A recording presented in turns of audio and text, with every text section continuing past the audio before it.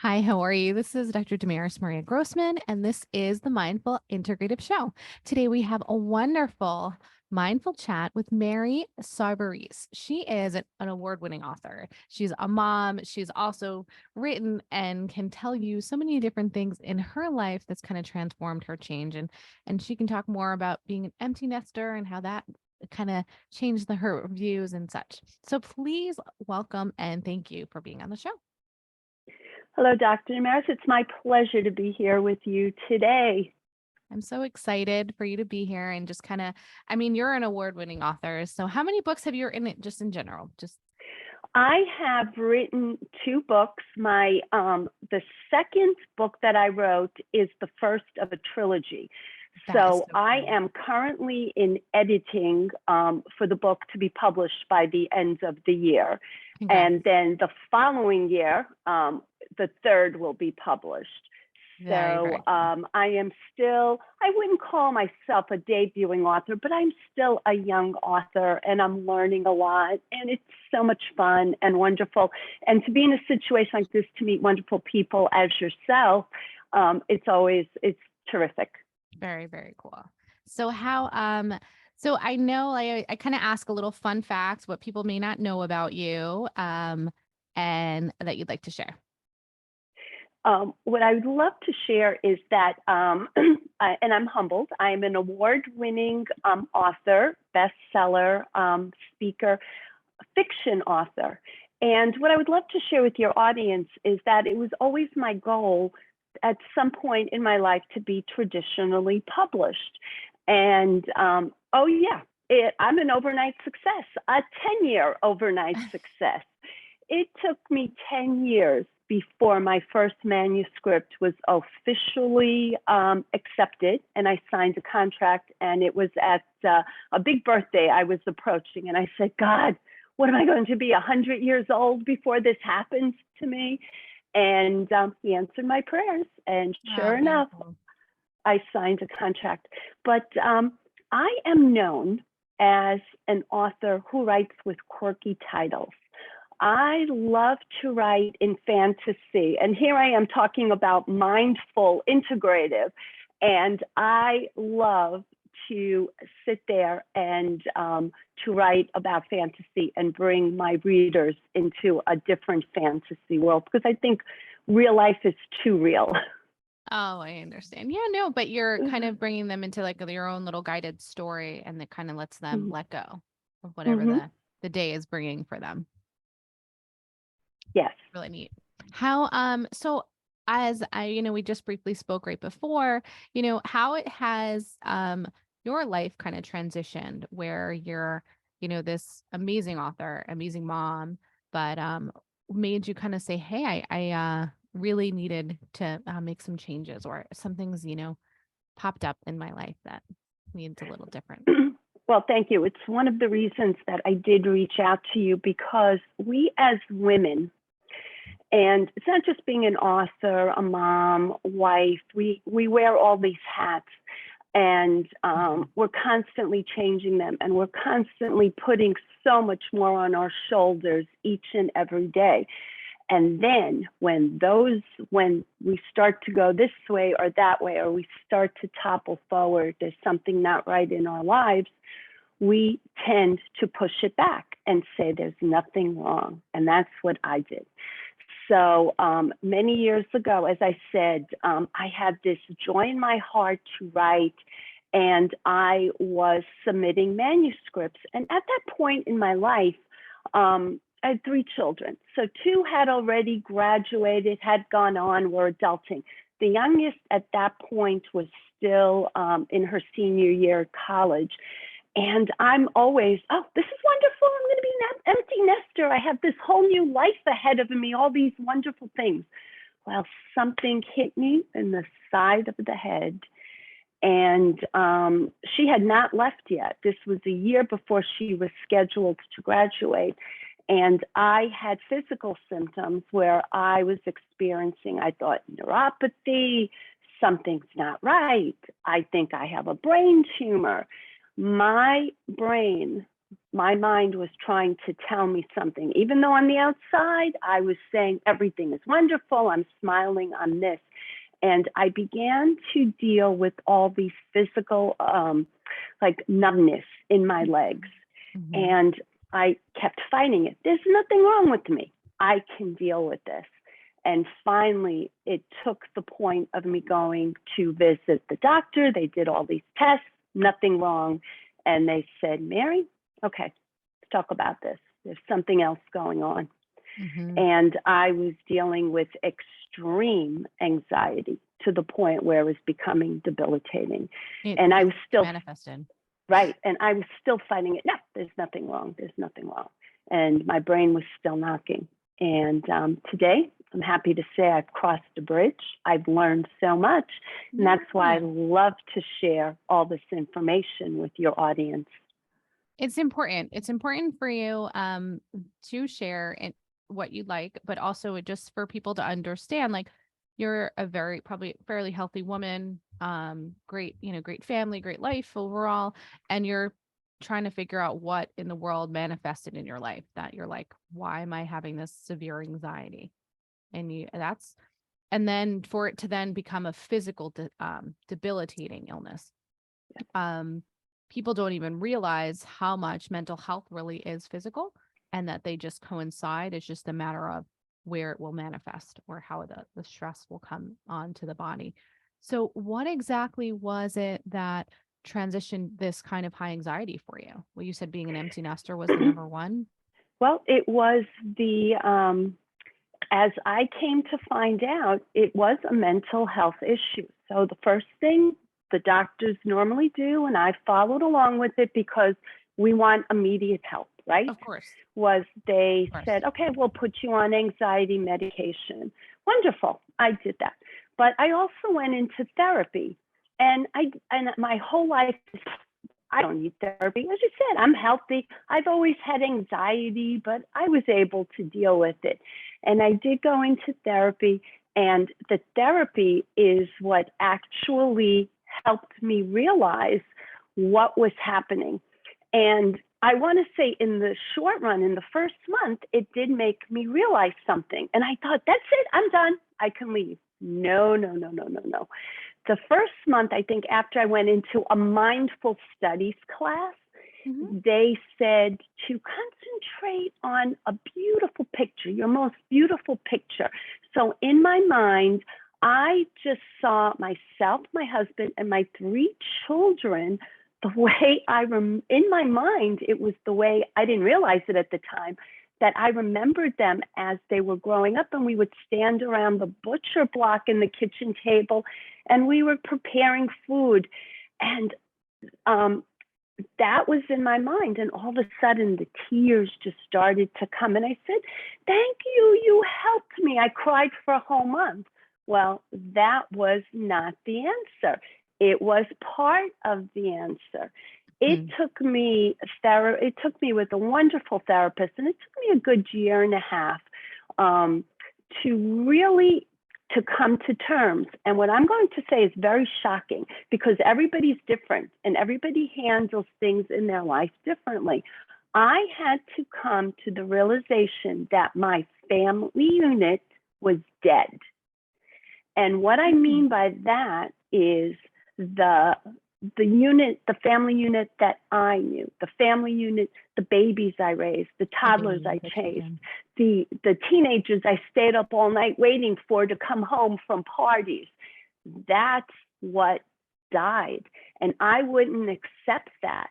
They were Mm. still there. They were adults, young adults. They were still there. I loved them. They loved me. But it took me a year and a half to figure out that I had to come to terms with my family unit as it was, the way I still wanted it to be, was dead. And Mm. once I came to terms with that, It's a um, grief. listen, it didn't do away with anxiety. I'm not going to sit here and say medication did it, that therapy did it. You have to figure it out. And one of the things I've learned, I know I will always deal with anxiety, but when it gets to the point where it's debilitating, that's where you need help. And the tools that help you figure it out. And when I figure out what it is that is pounding on my brain, and I figure it out and I deal with it, that anxiety is gone. And that's really what helped me. No, And my I'm so writing, glad. and Say, Dr. say Damaris, that again. if I may just say, at that point in time, writing was still my hobby. But the other thing is that to focus on something, as I did on my writing, that took me away from the anxiety. So that's when I love to talk to women and men who are dealing with this. If you can find something that you get passion from, that gives you interest, that's also a big help. So those were the big things for me. And eventually I was able to get off of the medication because I found strength in the mindfulness training that I did find. But everything was definitely an asset and a plus. And now I'm on the other side of the bridge, and I love to talk about it because it's to never give up on yourself and to get help. And I was embarrassed. That was the reason I would not get help. And that's what I want to tell your audience is forget the embarrassment. Just go get help. I think that's really, really profound and a vulnerability and a beautifulness of what you're sharing for people, because what happens is that we become afraid to be afraid. We are shamed or thought that it's not good to have these feelings, or we want to be strong. So we think that we're not strong Yes. if we admit this. And the fact that you are admitting it and able to get help is so much stronger and so profound, because then now you've been able to now tell your story and describe an integrative approach, as I would say it, because you have realized that no one medication, no therapist, and no modality is going to just make it better.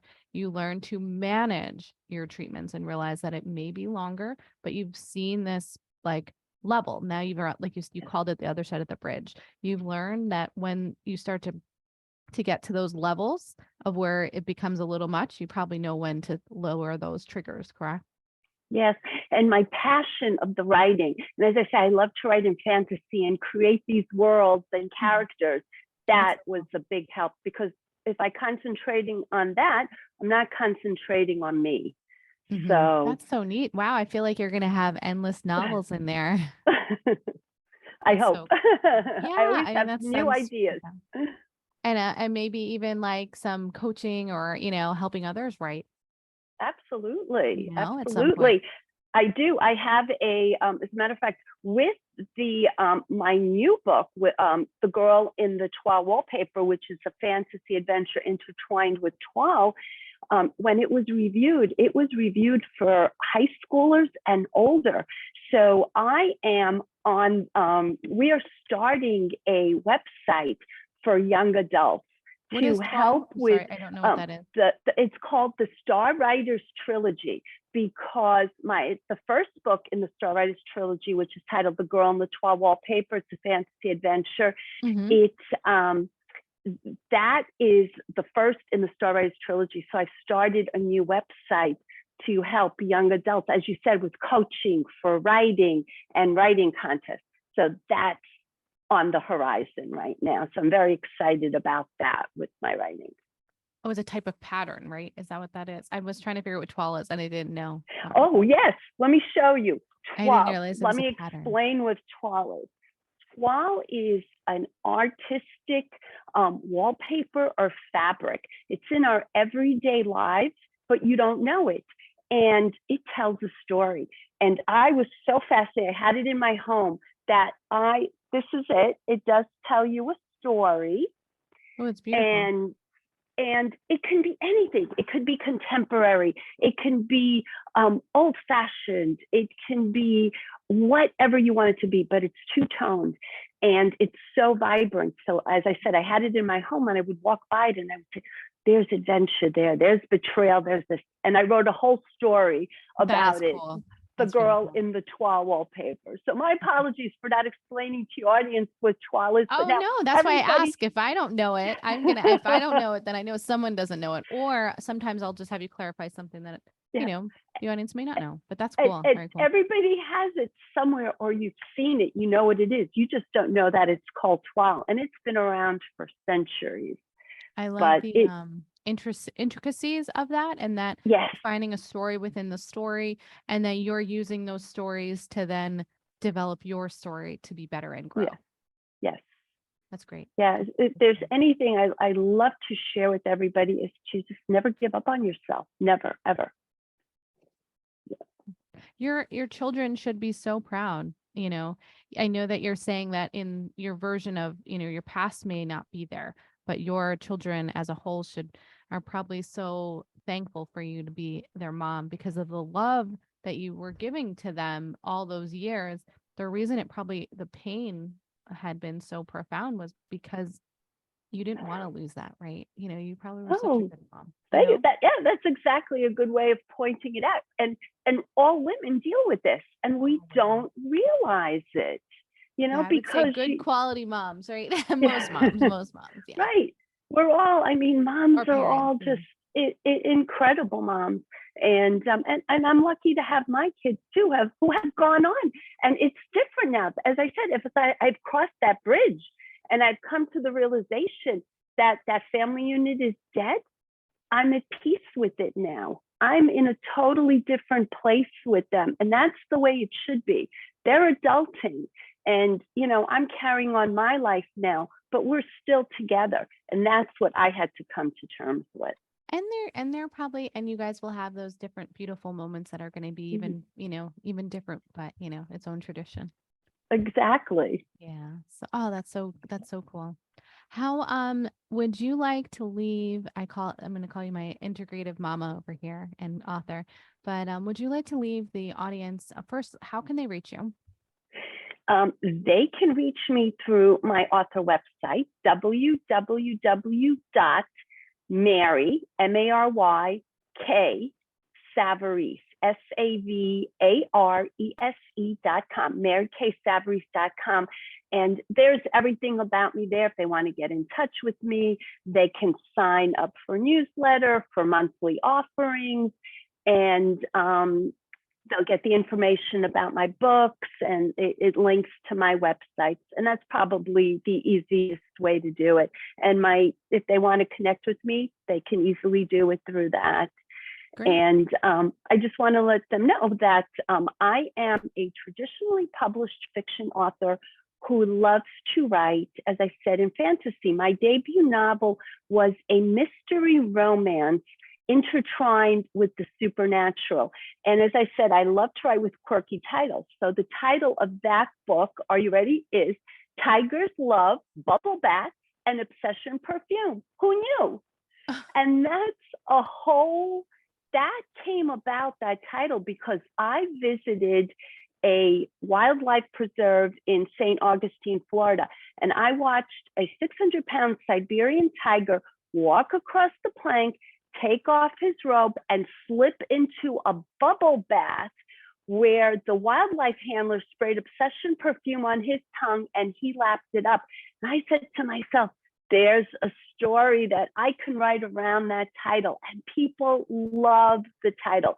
So if you love mysteries and romance and little supernatural twists, you'll love that. And then my second book, the first in the trilogy, is The Girl in the Toile Wallpaper.